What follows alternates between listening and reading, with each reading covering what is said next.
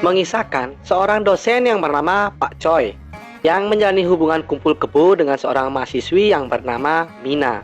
Terlihat Pak Choi ini bisa dikatakan pria mesum lah. Namun di balik sifat buruknya itu, Pak Choi memiliki jiwa humoris dan rasa menolong dengan sesama yang bisa kita acungi jempol. 거지. Terlihat Pak Choi ini sangatlah agresif terhadap Mina.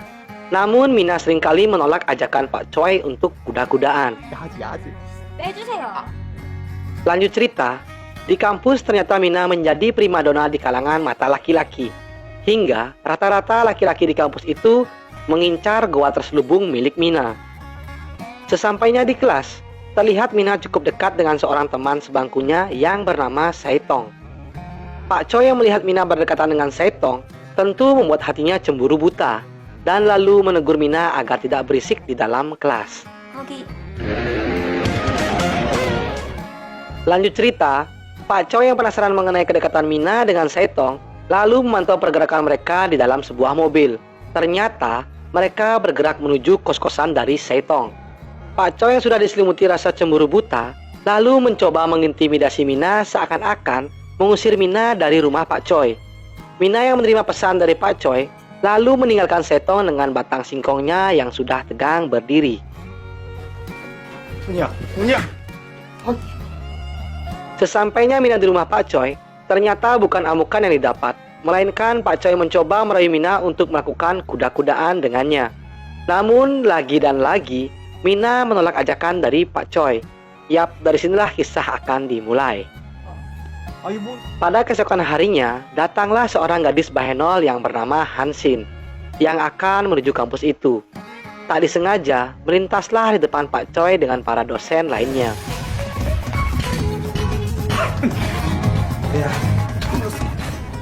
Dikarenakan kebingungan, lalu Hansin menanyakan ruangan perekrutan kepada Pak Choi. Pak Choi yang tidak mau kehilangan kesempatan emas, langsung saja tancap gas mengajak Hansin untuk ke ruangannya dan melakukan interview.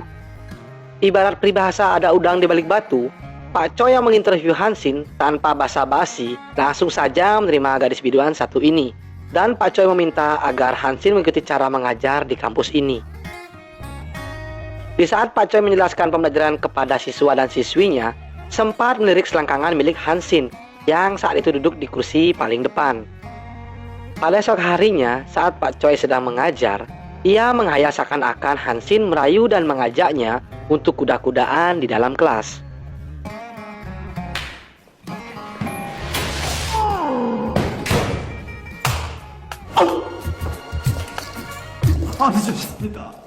터쳐줘요. 하지 마. Tak sampai di situ, dikarenakan Pak Choi yang terlalu barbar, ia mencoba mengintip montaen kembar milik Hansin yang montok itu, hanya untuk memenuhi hasrat dan birahinya. Kurang puas juga, Pak Choi mencoba mendatangi tempat aerobik untuk bertemu dengan Hansin. Dikarenakan sudah tidak bisa menahan batang singkongnya yang sudah menjulang tinggi, Pak Choi mencoba untuk menggeranyangi Hansin. Alhasil, Pak Choi mendapatkan boga mentah darinya. Dikarenakan rasa penasaran yang begitu dalam mengenai goa dari Hansin, hingga membuat Pak Choi mimpi basah saat tertidur di kamarnya. Lanjut cerita, pada esok harinya iman Pak Choi kembali dijajal. Ia kembali melihat pemandangan yang indah dari Hansin yang lagi melakukan yoga. Dengan rayuan mautnya, Pak Choi mengajak Hansin untuk ngobrol-ngobrol di sebuah warung kopi. Di percakapan mereka, terungkaplah bahwa Hansin bercita-cita untuk menjadi seorang model dan meminta bantuan kepada Pak Choi untuk membantunya melakukan pemotretan. Singkat cerita, saat Pak Choi berada di ruangannya, tak diduga datanglah Mina. Mina mengatakan bahwa butuh bantuan kepada Pak Choi untuk mengerjakan tugas kampusnya. Namun apa daya, nasi sudah menjadi bubur. Saat ini Pak Choi sudah tidak menghiraukan Mina. Tak diduga, datanglah seorang guru ke ruangan Pak Choi. Di sini hampir saja terbongkar hubungan kumpul kebo mereka. Pada malam harinya, Pak Choi sedang bersama Hansin di dalam mobilnya, yang lalu diganggu oleh sebuah telepon dari seorang pria yang mendekati Hansin. Dengan kekuatan cinta dari Pak Choi, mengatakan bahwa ia adalah tunangan dari Hansin. Sesampainya di rumah Pak Choi, Seperti biasa mereka membicarakan mengenai pemotretan itu. Dan sesi foto-foto pun dimulai.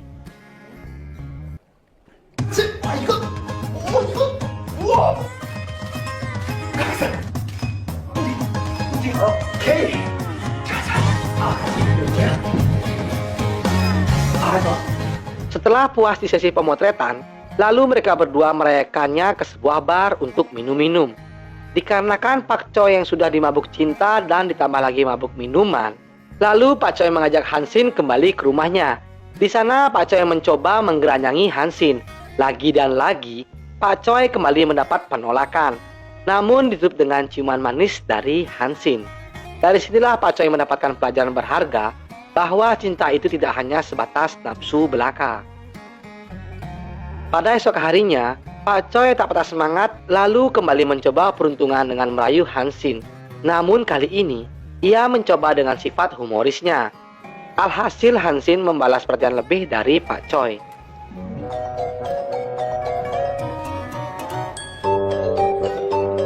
Lanjut cerita, sepulang Pak Choi dari mengajar, ternyata didatangi oleh Mina di dalam mobilnya. Di sini Mina mencurahkan isi hatinya kepada Pak Choi mengenai hubungan mereka yang sudah renggang. Sesampainya Pak Choi di rumah bersama Hansin, terlihat mereka berdua akan melakukan sesi pemotretan yang kedua. Di sini Pak Choi memberikan perhatian lebih kepada Hansin dengan memintanya mandi terlebih dahulu agar terlihat lebih segar dan menawan.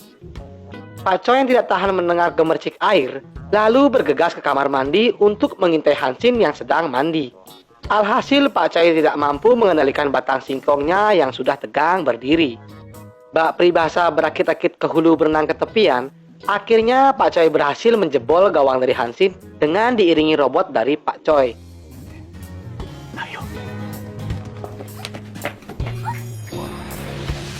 나에게 열정적인 사랑을 나눠주고 있었지. 우리 걸 사랑. 그럼 처음부터 다 알고 있었던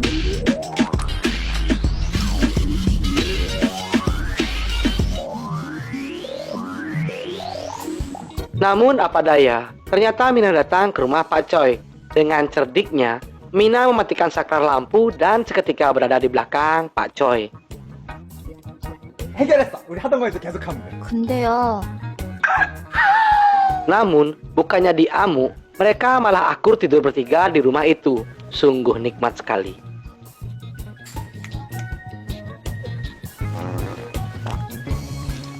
Pada keesokan harinya, Mina menemui Pak Choi dan ingin berbicara empat mata mengenai hubungan mereka yang sudah renggang.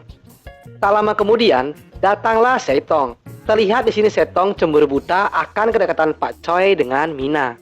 Yang lalu Setong dengan kepala kampus merencanakan untuk memata-matai pergerakan Pak Choi dengan Hansin dengan dibantu dua orang detektif terngetop di kota itu.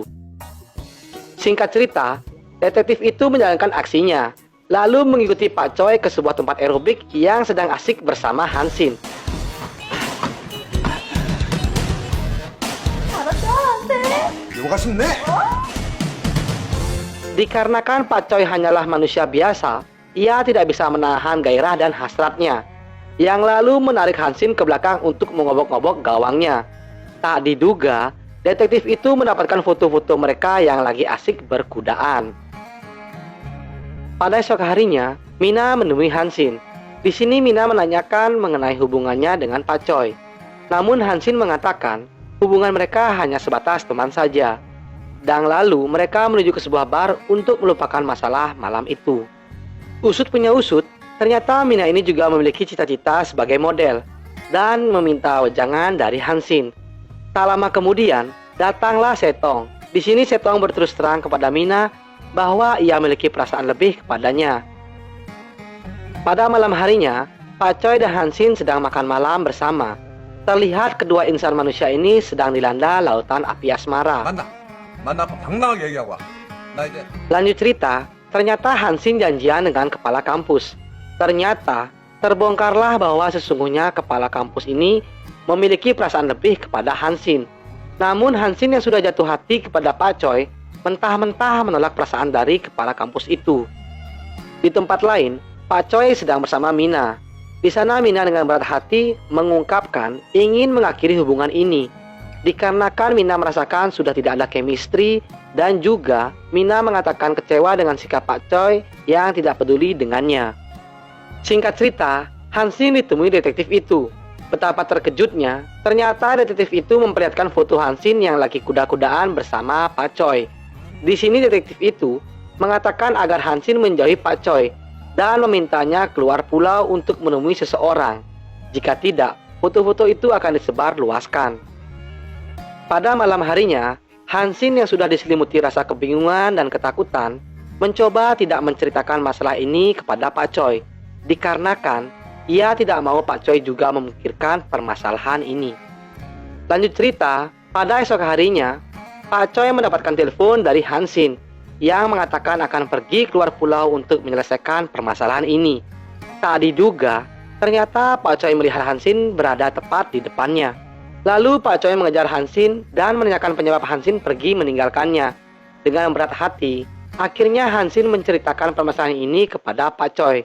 Dan akhirnya Hansin pergi keluar pulau dengan menggunakan sebuah Facebook.